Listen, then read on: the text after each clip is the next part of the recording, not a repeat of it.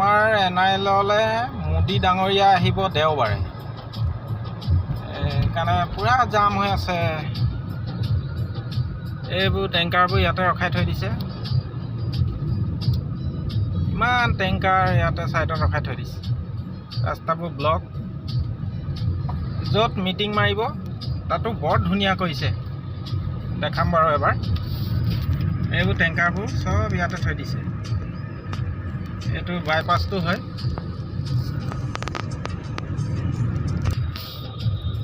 এয়া ৰাস্তা পূৰা বহল কৰিছে, ইয়াত মাটি পেলাইছে।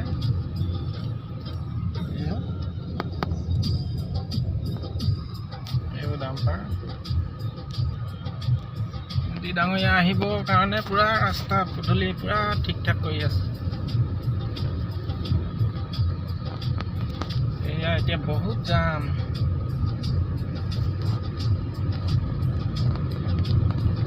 কাইলৈৰ পৰা চাগে বন্ধই কৰি দিব এইটো ৰাস্তা।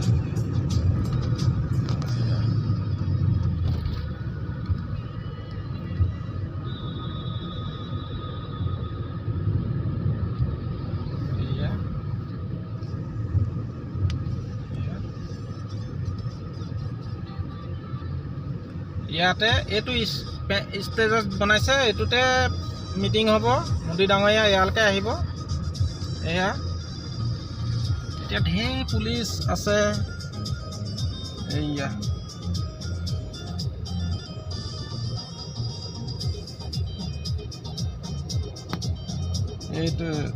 এইটোৱে ইয়াতে মিটিং হ'ব।